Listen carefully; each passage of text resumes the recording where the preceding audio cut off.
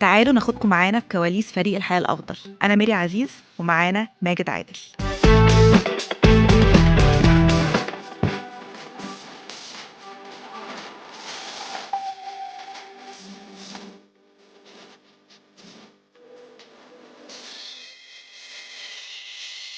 من أكتر الأوقات اللي كنت بستمتع فيها لما كنا بنبقى مثلا رايحين خدمة على طريق سفر في الباص أو في المكتب أو في التمرين، وتجمعنا وتقعد تحكي لنا عن ذكريات الفريق اللي هو بقى من 50 سنة.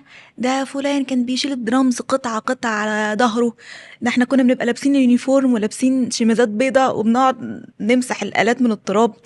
فأنا بلاقيني وبلاقي حتى المجموعة اللي معانا. واحد من اللي قاعدين يقول لي انا مواليد 2010. اصلا ايه انت بتقول ايه؟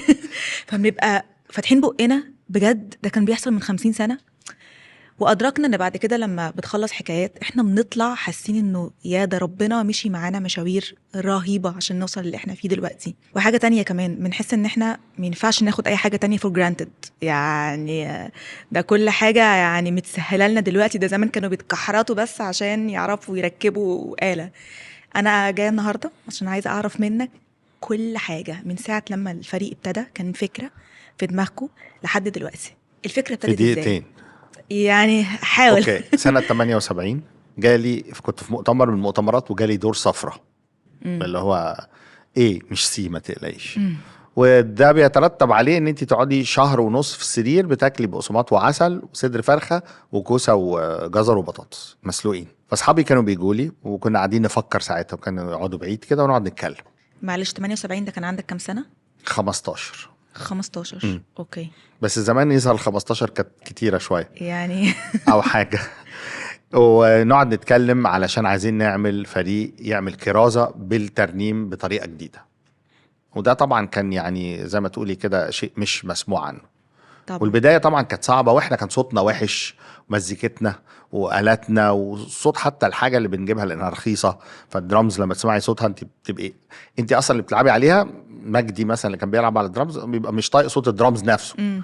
لكن ده اللي موجود، وده اللي خلى الموضوع يعدي شوية لأنه هو ده اللي موجود.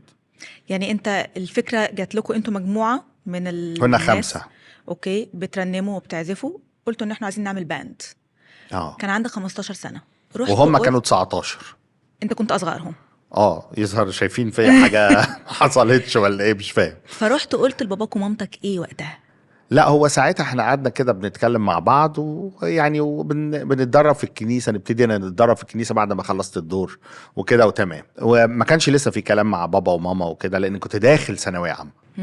كنت داخل صغير بس يعني كنت داخل ثانوية عامة. هي دي كانت المشكلة اللي كانت عندي انا في البيت. يعني انت المفروض بقى الوقت اللي جاي ده مطلوب منك تذاكر وتهتم بمذاكرتك، انت رايح تقول لهم انا عايز اعمل باند. ان احنا هيبقى في باند، والباند طبعا هتبلع دماغ الولد وتفكيره طبعا. وقلبه، وخلاص بقى طناش على المذاكره. وزمان ما كانش فيه انا باخد كورس ايه واخد سنه مش عارف مين وسمستر، الكلام ده ما كناش نسمعه اصلا. اللي بياخد سمستر في البيت ده شاب فاشل. وانا عايز اخش بعد كده هندسه، في طموح. فلما قلت لهم كده قالوا لك ايه؟ رحبوا بالفكره ولا حسوا انه لا يا ماجد يعني اجل شويه؟ لا، في الاول هم كانوا مبسوطين ان في ترنيم والولد بيستخدم موهبته وكده، الابهات يعني. وبعدين بعد كده حصلت حاجة، ان ماما قالت لي انا عايزك باباك. ولما بنستعمل كلمة باباك دي معناها انه انا مش مسؤولة، انا ماليش دعوه، ده هو كده اتبرت مني. فقالت لي باباك مش موافق خالص على موضوع ان انتوا تكونوا فريق ده. وبيقول، وبابا كان له كلمة شهيرة، تلتفت لدروسك. كلمة كده شهيرة كده بتتقال علشان تخلي الشاب، وهو كان مهندس كمان، فيعني مش وقته بالظبط. فقالت لي بص، انا قلت له ماجد شاطر، بتكلم بقى واحد عنده 15 سنة، ماجد شاطر وهيعمل اللي مطلوب منه، وانا اتفقت معاه ان ده مش هيعطله خالص، فانت لازم توعدني. كنت حاسس ان في كده موضوع يعني شغلانة كده. وبعدين فقلت ايه، هقعد اقول لها بقى بجد بابا بيقول كده، خلاص قلت لها حاضر. فقلت خلاص ده اتفاق، ده وعد منك، حاضر. فراحت ريحت، وانا كنت فاكر ان هو ما قالهاش حاجه، وان الموضوع بس ايه، شد حيلك. فبراير اللي بعديها قبل ما اخش امتحانات ثانويه عامه جالي بيانو. فحتى كان الرساله اتلخبط، يعني انتوا معايا ولا ضد؟ بالظبط. بس هم كانوا مقتنعين ان دي احسن حاجه، والاهل محبين وبشكر ربنا لاجلهم يعني، والاجل اهالي الشباب التانيين اللي كنا كلنا موجودين كان ممكن يعطلوا لهم حاجات كتيره، ما هم برضو كانوا في الكليه يعني، ما كانوش 30 سنه ولا حاجه، ما كانوش بيعولوا نفسهم. هم شجعوك ودعموا الفكره دي. يعني على الاقل في ناس تانية ما وقفتش ضد الحاجه. انت امتى حسيت ان انت من عيله موسيقيه، او هل باباك ومامتك كانوا موسيقيين؟ لا، بابا كان جاب كمانجا وهو صغير، وكان مكانها المفضل فوق الدولاب فوق مع التراب يعني، ما كانش ده بابا. بيلمسها. اوكي. ماما ما كانتش هي نفسها لها في الموسيقى وكده، كان باباها واخواته كان لهم تسمعي صوت الترنيم بيجلجل كده، لكن ما فيش حد يعني موسيقار او شيء يعني خالص. محدش قعد معاك يعلمك كوردات مش لا، عارف كنت ايه؟ اسمع كوردات كده من سامح سمير، كان معانا في الكنيسه، هو دكتور، وبالنسبه لي كان مثل اعلى. ايه ده؟ كنت بس انا ما اتعلمتش، موهبه ومش عاوز اضايق حد. يعني مفيش نوتة في الموضوع؟ مفيش نوتة في الموضوع يعني، لو عملت الحاجة بالنوتة ممكن اخد فيها 10 مرات الوقت والمجهود. ربنا مديني ودن يعني، مديني ودن او ودنتين ودنتين. عشان لو واحدة ما جابتش التانية تجيب، ودي مهمة جدا في حتة ان ربنا مديك موهبة، فمالكش اول الموضوع ان مالكش فضل فيها. حاسس انه في فرق بين شخص يبقى مجتهد بيتعلم آلة، بيحضر كورسات، بيفتح حاجات على يوتيوب، او حد موهوب؟ حاسس. حطي الاتنين، نفس الشخص ده والشخص التاني، وبيتعلموا نفس الحاجة وخدوا نفس الوقت ونفس التعليم إذا كان، ونفس المجهود اللي اتحط. تلاقي واحد مستواه 8/10، واحد مستواه 5. 8 ده موهوب، ال5 ده مش موهوب. وللأسف الدنيا كده، ربنا مش بيدي الموهبة. حتى الكتاب المقدس بيقول إنه كل موهبة بقى روحية، حتى لو موهبة مش روحية 100%، لا بيدي لك مواهب، وإلا كانت هتبقى في إشكالية إن كل الناس عندها نفس المواهب، مفيش حد بيتميز بحاجة. فربنا بيدي مواهب معينة لناس، وناس تانية ما بيديهمش الموهبة دي، بيديهم ممكن حاجة تاني. فالشخص الموهوب أقدر أقول إن هو بيتعلم الحاجة بسرعة أو في وقت أسرع من الشخص المجتهد، والحاجة بتطلع ليها طعم، بالذات بقى لو ممسوحة ومديها الغطاء الروحي المظبوط بتاعها من فوق، الموضوع بيبقى حاجة تاني خالص، غير لما يكون واحد عمال بيقاوح. ودي مشكلة، انك تكتشف ربنا طالب منك ايه ومش طالب منك ايه، وانت مصر ان انا لازم اعمل دي وهو مديك تانية مش دي. مصمم أتعلم جيتار مثلا ومش جايب فيه، مع إن ربنا وانت ممكن ليك في يديني موهبة. الجمباز بالظبط. مش في البيانو، حاجة تانية خالص، بس انت عاند ومش راضي تبقى منفتح للحاجة التانية، وربنا مش بيدي حاجة لحد غصبا عنه يعني. بعد ما مامتك اتكلمت معاك وقالت لك خد بالك من دراستك، التفت لدراستك، التفت لدروسك، لدروسك. هي تتقال كده. جمعت بقى الجروب اللي انت اوريدي كان في جروب انت مجمعهم 5، قلت لي 5. انا ما جمعتش، احنا اتجمعنا كده على بعض وطلعتوا بالفكرة. كنتوا بتتجمعوا فين؟ في البيت وفي قاعة الكنيسة، ونبتدي ندور على تريم. انا كنت مسؤول عن التوزيع، ما تسألينيش يعني 15 توزيع سنة توزيع ومش يعني. وربنا لما بيبقى عايز حاجة يا ميري بيعملها، لما بيبقى مش عايز ما بيعملهاش، بس انت تبقى مفتوح يعني. بتوزع على ايه الفاسيلتيز اللي كانت عندكم؟ ما كانش فيه يعني، ما فيش حاجة زي النهاردة معاكي جهازين او تسجلي وتشوفي انت لعبتي ايه، ما انت النهاردة انت بتوزعي انت كمان، بتلعبي الحاجه وبعدين تسمعيها وتسجلي فوقيها. ما كانش فيه الكلام ده اصلا. الموضوع طبعا كان في بدائي 78 جدا. واول البوم نزل في 79. كان ايه اول البوم؟ يسوع كنزي العظيم. كنا بنخش الاستوديو، نقعد احنا الأربعة 5 نعزف الحاجة، وحد بيقول لنا بس الترنيمة عشان تزن كده في ودننا عشان نبقى ما نغلطش. بعد ما نسجل البيس ده اللي هو بيسموه الكومبو الاولاني، بطاطس وساندويتش وحاجة ساعة، خلاص ده يبقى الاساس اللي هنركب عليه بقى الاصوات، وهنركب عليه اي الات اضافيه، كمانجا، صوت، حاجات صوت. والحاجات الاصوات دي ما كانتش ماتحه قوي زمان يعني زي النهارده، ممكن العب لك اله تبقي محتاره هي حقيقيه ولا مش حقيقيه. لا احنا كنا في، بس انتوا كلكم كجروب كنتوا من نفس الليفل الشطاره يعني؟ كنت حاسس انه كلهم نفس الحته اللي انت كنت بتفكر فيها او عايزها؟ لا، في حد حساس في الاله بتاعته يعني، تقولي له عايزين نلعب بالريتم كده فيلعبوا حلو. في واحد تاني لازم تمليه بالظبط انت عايزه منه ايه، لانك لو شلت منه الامله دي هيروح منك في شارع تاني. وفي حد ممكن يكون وجوده بيسند، فوظيفتك انت انك تعمل ايه، مش انك تجري تلعب الالات كلها، انك تقول لفلان اعمل ايه وعلان اعمل ايه الى اخره، بحيث ان الحاجه على بعضيها يطلع صوتها ساعتها مقبول. ده كان اقصى طموح. بعد ألبوم يسوع أنت كنزي العظيم، الفريق بعد كده راح فين؟ يعني امتى ابتديتوا بقى تنتشروا، عدد كتير يخش الفريق يكبر، تروحوا خدمات، تطلعوا بره مصر؟ ازاي بقى الفريق طلع واحدة واحدة؟ احكي لي كده. احنا ابتدينا 5 شبان اولاد، واول خدمه احنا طلعناها في مصر الجديده كنت انا يعني بمرنهم ونخلص وكل حاجه بقى اقف ارنم. فكان طبعا الموضوع يعني مش موزون، لان مش دي موهبتي، بس ما كانش في حد قوي يعمل كده. جبنا مجموعه بنات يرنموا وولد كمان اضيف لينا، فبقينا مثلا 10. ده الكلام ده من اوائل 79 او اواخر 78. ده كانت البدايه. ولما عملوا شريط والناس يعني بسطوا بيه لانه مفيش غيره. يعني خدي بالك من حته ان مفيش غيره. يعني انا النهارده احيانا بسمع الحاجات دي بقول ازاي كنا بنعمل كده، بس ربنا غالبا كان مخبي عننا اللي ازاي دي وبكره وبتاع، زي قلت مالكمش دعوه. وبقى في ألبوم والتاني والتالت وكل الكلام ده. كنا ابتدينا نتحرك جوه مصر في القاهره واسيوط والمنيا واسكندريه والى اخره. كل واحد بقى بيشيل آلته، كل واحد بيحط الحاجات بتاعته على الستيج، كل واحد بقى بيجتهد. الجيتار الكهرباء كان ب 80 جنيه والبيس كان ب 80 جنيه. دي البدايه.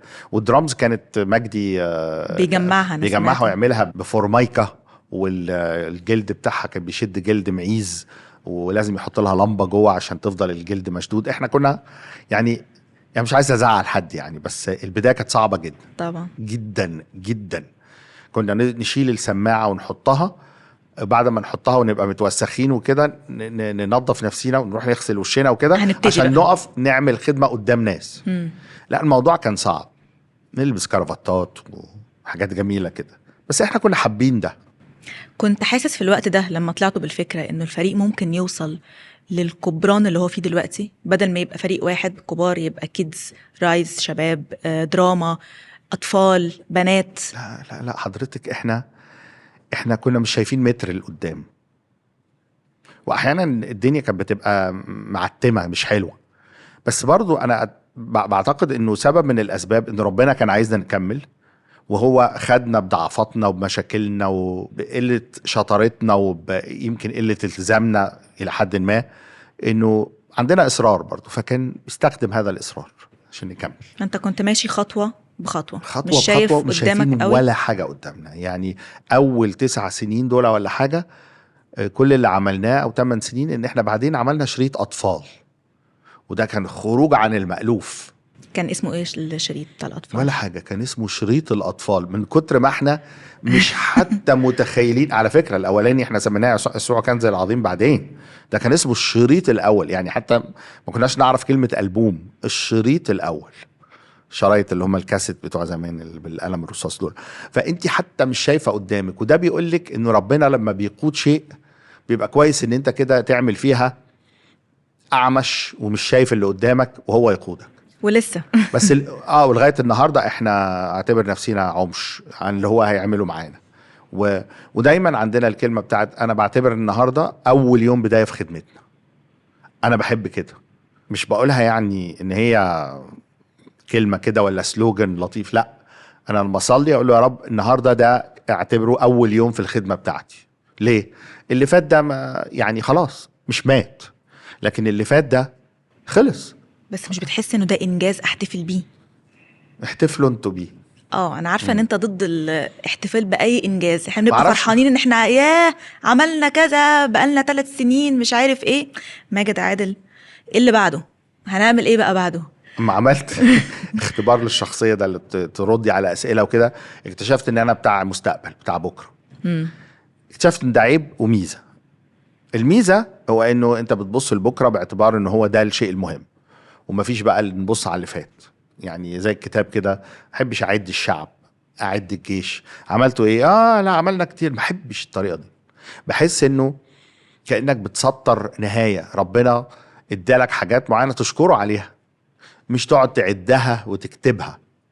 تشكره عليها وتقول له بمسيرك احنا بقينا، وإن لم يسر وجهك أمامنا لا تصعدنا من ها هنا. ما توديناش هنا ولا تودينا هنا غير لما يكون وجهك بيسير أمامنا.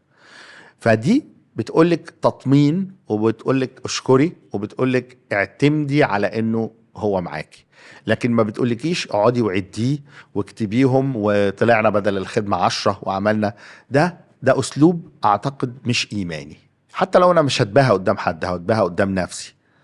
بيدي لك احساس بانك بتسطر، مش عايز اقول نهاية، بس بتسطر شيء محدش طلب منك تسطره. بس اوقات يا ماجد ده بيوصل للناس او بيدي صورة عنك انه ماجد مش بتاع تشجيع، هيبقى حد عمل كذا وكذا وكذا الجزء ما الوحش بتقولش بقى برافو حبيبي برافو حبيبتي. الجزء الوحش هو ان انا يعني ده كويس ان انا يعني ما ببصش على اللي فات وكده، ده جزء كويس انه تبص لبكره، حته فيوتشرستيك، شخص يعني مستقبلي النزعه كده.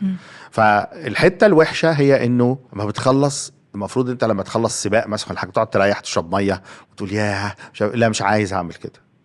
فدايما احسس الناس انه خدمه خلصناها يوم الجمعه ممكن اصبر ليوم السبت، يوم الاحد بقى طب هنعمل ايه بالنسبه للكذا، فاللي قدامك او اللي معاك بيبقى حاسس انه بينهج. هذا كويس انك صبرت للسبت، يعني لو ممكن اصبر للسبت ده الحمد لله. زمان ما كنتش بصبر للسبت وما كنتش قاصد ان انا ابقى قائد ولا شاطر، انا طبيعتي عامله كده. ده بيساعد الناس بس في نفس الوقت بيرهقه. فبقيت اسمع للناس حواليا، اقعد يا ماجد نهدى نشوف. من الالبومات القليله اللي قلت هو احنا ليه ما نحتفلش، اكنه انا مش عارف يعني يحتفلوا يعملوا ايه، يعني هيشربوا ايه، بيبسي يعني، انا مش عارف يعني هحتفل اعمل ايه. يعني اوزع مثلا تاج الجزيره، يعني مش عارف اعمل ايه يعني. حتى ببقى حاسس انه طب يلا نحتفل يا جماعه، البوم مالي البوم مالي سواك. كان كميه اللي الناس بيقولوا عليه اكتر من اللي انا يعني ياه هو كده فعلا. هو فعلا كده الموضوع كده. فتعلمت انه لا، ماجد لازم تسطر كده حته صغيره وتقول ايه هنشوف بكره هنعمل ايه ونرتاح شويه. عايز اقول لك حاجه على موضوع برافو ده. انا ما احبش اقول شكرا في الخدمه، ولها سبب. بتحس ان الشخص مش بيقدم لك انت حاجه، انت بتعمليش انا. فانا لما بقول لك شكرا بيحصل حاجتين. اولا انا بقول لك انه هو ربنا اللي المفروض يقول لك برافو حبيبي نعما شاطر انا قلبي فرحان بيك، هو اللي يقول. والحاجه التانية اللي فيها مشكله ان انا تقريبا كاني بقول له ان انت عملت لي انا، هو ما عمليش انا حاجه. هو عمل لربنا، احنا مع بعض، بس هو ما عمليش انا حاجه عشان انا اقول له ميرسي. فميرسي دي انا جبتها ليا انا، فبقى هو بيعمل لي. وتجنني كلمه ما انا عملت لك، ما بكملش جمله، ما فيش حاجه اسمها عملت لك، قصدي عملت لنا. طيب شكرا يعني ايه؟ ما بحبش. انت ما عملتليش حاجه، انت عملتها لربنا.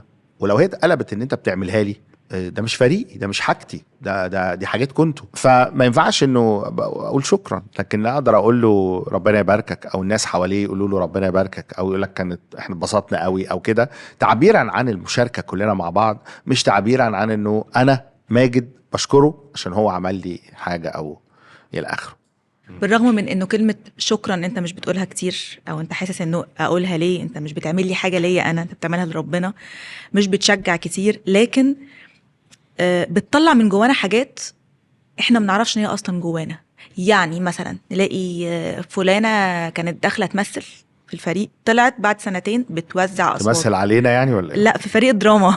تمثل دراما. عندنا فريق دراما. طب انت عملتي كده ازاي؟ لا ما هو ماجد شجعني وطلب مني اعمل كذا، فواحده بواحده فبقيت اعمل كذا. انت عايزه النتيجه ان الشخص ده كمل في اللي هو بيعمله وزوده وكبره وحلاه الى اخره. انت عايزه النتيجه. خدي بالك، انت لو شجعتي حد في حاجه هو مش عاملها كويس هيتمادى فيها. لا، انت بتضريه. لانه اولا هو خلاص ارتاح، نمره 2 هو ابتدى ما يصدقكيش. فلازم التشجيع بتاعك اللي هو بتاع برافو الكبيره دي يكون قليل، وبعدين عجبتني قوي الحاجه دي، وبعدين كويسه كذا، وبعدين على فكره المره دي كانت احسن بكتير من المره اللي فاتت اللي تحتيها، اهو كده. ففي هو دي انت بتدي امبريشنز للبني ادم اللي قدامك، انطباعات كده عن اللي هو عمله او اللي هي عملته. لكن برافو قوي، وكان القائد الكبير هو اللي عمل برافو قوي، بعد شويه انا بحس ان هو لا، ده مش فاهم، ده انا فعلا عملتها وحش. عايزه اسال، لو احنا عايزين ندخل ناس جديده انت بتعمل اوديشن للشخص ونلاقي في حد كده دخل علينا، بنحس انه انت مش اشطر واحد على فكرة، او انت مش اجمد واحد. مش انا اللي بختار قوي، يعني بقينا كلنا بنختار بطريقه. بس انت علمتنا نختار بالطريقة دي. في له مره لقيته جايب واحده معينه بدون ذكر اسماء، انا بحب اقول بدون ذكر اسماء واروح قايل الاسم. بقول له هي فلانه بتعرف تعمل ايه؟ قال لي ما اعرفش. قلت له طب هي سوري معلش احنا بنقول تخش معانا ليه؟ قال لي يا بنت كويسه. لقيت انه حتى بينفذ المبدأ بزياده قوي. لاول مره تعملها يا فيلو ان انت بتدخل حد لكونه شخص كويس، لكونه شخص كويس، وبعدين هنشوف هيعمل ايه. انا مش متضايق على فكره خالص من الموضوع ده، وما اتضايقتش. فقلت له يعني يا طب هايل، لان فعلا انا عايز شخص كويس لطيف وحبوب، روح الله في قلبه، عايز بيبص للناس بابتسامه، نفسه الى اخره. انا مش عايز واحد جاي يوريني موهبته ولا جاي يستعرض. طب شطارته وموهبته فين من الحته دي؟ 70%.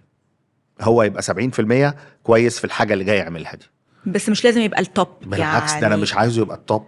لو التوب يبقى حاسس انه مضيع وقته معاكي. بتحس نفسك قائد ولا مدير؟ انا بقول للناس دايما كلمه كده، بقول لهم انتوا اللي عملتوا مني قائد. يعني كنايه عن ايه؟ ما هو انتوا لما بتعملوش الحاجه بنفسيكم بتحتاجوا حد يقولها لكم. لا انا مش مدير، وانا مدير فاشل. ما تقولش كده على نفسك، يعني 50 سنة في لا الحال الأفضل. لا لو ميري ما عندهاش الاستعداد، ولو توتا ما عندهاش الحماس، ولو فيلو ما عندوش تحمل المسؤولية، أنا هفشل. أنا ما أعرفش أعمل منهم اللي هم مش عاوزين يعملوه. أنا مش مدير أنزل لك كده 10 حاجات تعمليهم وأرجعهم معاكي في أول كل شهر. ده أنا ممكن يجرى لي حاجة، ولو أنت ناصحة تقدري تضحكي عليا، بس احنا مش جايين نخدم بقى، يبقى جايين نضحك على بعض. فكأنك بتقولي أنا ناجح بالمجموعة اللي معايا. أنا ناجح لو أنا ناجح، هم اللي ناجحين، وبالتالي أنا بكون نجحت في الخدمة. فأنت بتبقى محتاج معاك مجموعة بتشتغل، مش بس بتتلقى منك هعمل ايه، طب اللي بعده ايه، وانت شغال تكتب لهم 1 2 3. لكن او بيلزق لي الحاجه بالبانه، ما اتلزقت اهي. لا انت لازم تعملها بامانه، مش المفروض حد يكون بيراجع وراك. فانا مش مدير شاطر خالص، وماليش في الحاجه اللي اسمها مايكرو مانجمنت، اللي هي اخش في التفاصيل. يعني ما بخش جوه التفاصيل بحس ان ده فشل ليا وفشل للي قدامي، ان انا اضطر اخش معاه في تفصيله. ماشي، انت مش بتقول على نفسك ان انت مدير، فهل انت قائد كده؟ شايف نفسك ايه؟ ممكن اكون قائد، بس انا كمان مش زعيم. يعني ما احبش تمشي ورايا عمياني، ما احبش ابدا في يوم من الايام اقول لك ايه كل يومين 3. لا، ممكن مره اقولها ان ربنا قادني لشيء معين، لكن ما ينفعش ان كل 3-4 ايام اقول لك ربنا بيقول. ما هو معلش بقى يعني، ودي نقطه تانية مش هنتكلم فيها دلوقتي، لكن انا مش زعيم. احنا وراك يا ريس، لا انا مش عايزك ورايا، انا عايزك وراه، وانا اساعدك واساعد المجموعه. ودايما كنت بتقول انا مش بحب كلمه ماجد قال. يعني ما تقوليش ماجد قال فعمياني هتعملوا الحاجه اللي بقول عليها. انت عايز برضو ناس تفكر في الحاجه اللي هي بتتعمل، مش بس انا ماشي عمياني وراك. وما احبش مثلا يجي يقدموا خدمه يقول لك ومعانا فريق الحياه الافضل اللي كلنا بنحبه، والمهندس مين المهندس ماجد عادل ده؟ ما احبش الطريقه دي. انت بتتضايق قوي لما حد يقدم الفريق ويقول بقياده ماجد عادل؟ ده ما احبوش. ليه؟ هي بتنتزع من الناس اللي معايا احساس بالاونرشيب، ان هم ملاك، اونرز، مش موظفين ولا جايين.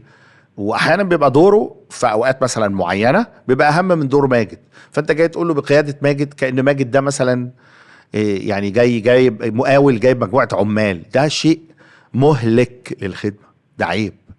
بس يا ماجد انت اللي ورا برضو يعني. ما تكمليش ورا. ايه ورا؟ انا اللي ورا الحاجه، انا ما طلبتش منك. هو انت بتبقى قاعد فعلا على البيانو، قاعد ورا بتقول سكند فويس؟ شتيمه بقت. حيالله حتى السولوز مش بنسمعها يعني. لا حتى ما بتاخدش سولوز يعني. ما تدوسيش على الوتر يا ميري. مره خدمه من الخدمات كنا عاملين خدمه، ماما كانت بتتفرج عليها في الساتلايت، وبعدين بنروح نتجمع العيله عندها كل يوم خميس وكده. فقالت لي حبيبي ربنا يبارك، كنت بشوفه كده عندي تعليق. كان يوميها الحفله دي الناس من الحفله اللي قبليها قالوا لي انت بتبقى واقف ورانا شويه اللي بيرنموا، فلو عايز مثلا تخلينا نعيد حاجه او نهدي او بيشوفوك. ما بنشوفش، فبتبقى انت كانك بتكلم نفسك شويه، اطلع لقدام عشان احنا نقدر نشوفك. فطلعت قالت لي بص، انا لاول مره اشوف ماجد واقف على البيانو طالع لقدام كده، انا مش ده ماجد اللي انا اعرفه، معلش. دي اللي عايز ابنها يبقى يظهر ويبان. لا احنا كان عندنا امهات من نوعيه تانية وما زال عندنا. لا مش ماجد، معرفش، ما حسيتك عامل زي فلان، ورزعت لي اسم حد بيقف كده قدام. وبعدين قلت لها بس، قالت لي هيبقى عندكم اكيد اسباب، والكلام ده ماما قالته لي وهي فوق ال90. yeah. مش يعني قالته وهي عندها 40 سنه لسه صاحيه وبشباب، ما عجبهاش. هي اتعودت ان ابنها واقف ورا وهم ناجحين كده، ليه بتلعب في التكوينه اللي منجحاكم؟